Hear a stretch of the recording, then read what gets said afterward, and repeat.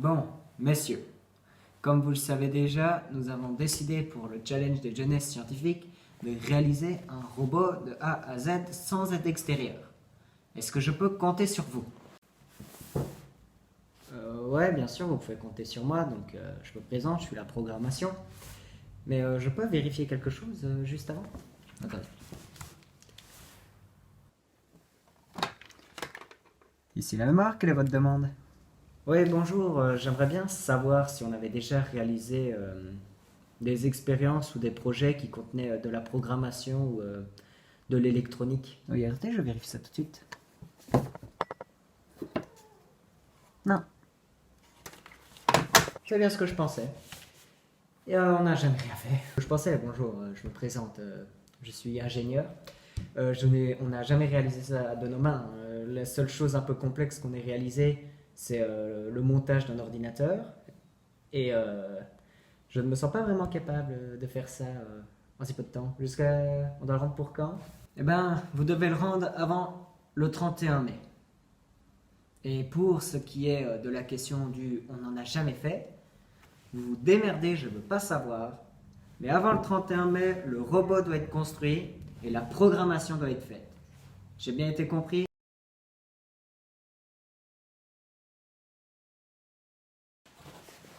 Bonjour monsieur, nous sommes le 30 mai. Alors j'espère pour vous que le robot est fini. Oui, bien sûr, il est terminé. Tenez, voici le produit fini.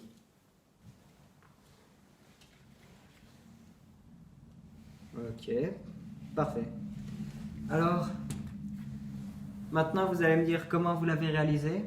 Toi, avec quel composant. Et toi, avec quel programme. Et après, vous me direz si vous avez rencontré des problèmes lors de la conception de ce robot. Pour le programme, je l'ai codé sur Arduino, vu que nous faisons de l'électronique robotique. Du coup, c'est un langage C qui permet donc de dire les bases, quoi. Donc, au robot de tourner à gauche et de tourner à droite.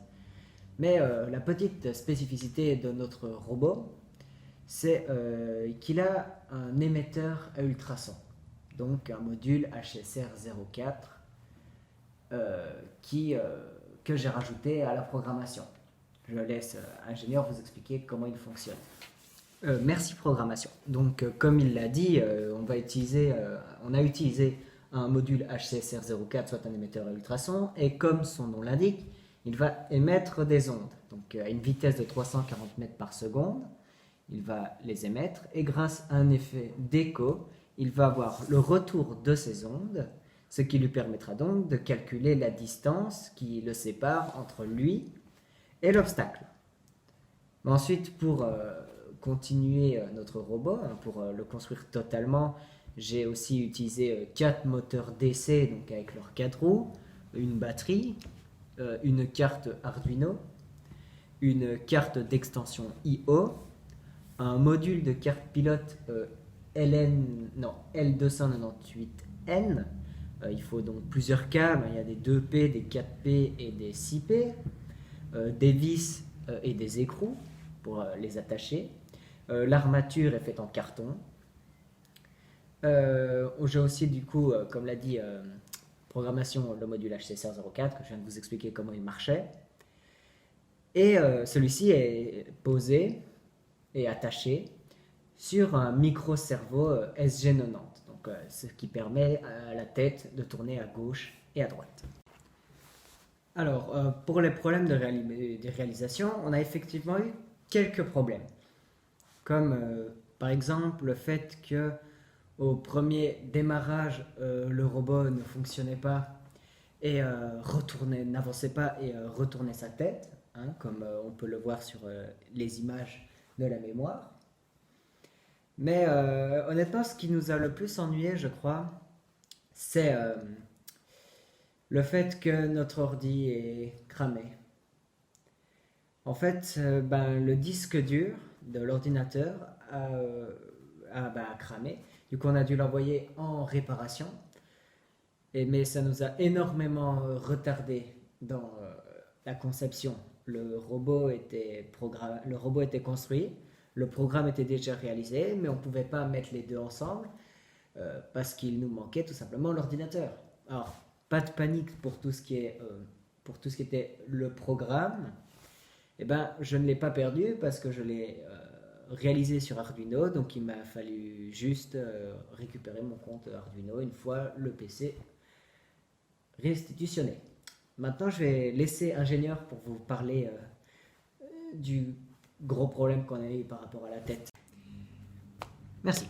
Donc oui, on a eu un problème à la tête. Et ben, en fait, du coup, à chaque fois qu'on allumait le robot, celui-ci n'avançait pas et tournait sa tête, ce qui risquait déjà de casser le robot en deux parce qu'il est fait en carton et que les câbles tirent un peu. Mais du coup, bah, on s'est posé la question, est-ce que ça venait du programme? On a vérifié, le programme allait très bien. Du coup, bah, j'ai décidé de désassembler l'entièreté du robot et de le réassembler pour voir où ça avait posé problème. Et ben, en fait, on peut voir sur les images ici qu'à ce moment-là de ma première conception, eh ben, j'avais inversé le sens de mon micro-cerveau. En fait, j'avais mis le câble derrière, alors qu'en fait, le câble devait être devant. Et du coup, quand on voyait le module HC1604 se retourner quand on l'allume, c'est parce qu'en fait, il voulait récupérer sa position initiale. Donc, je l'ai arraché, car j'avais collé ça avec de la superglue. Je l'ai changé de sens, je l'ai recollé. Et maintenant, on peut voir le produit fini, comment il fonctionne.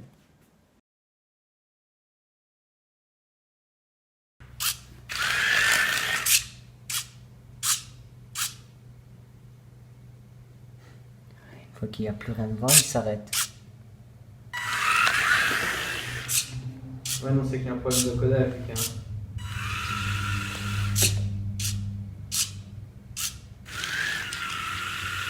Aïe aïe aïe aïe.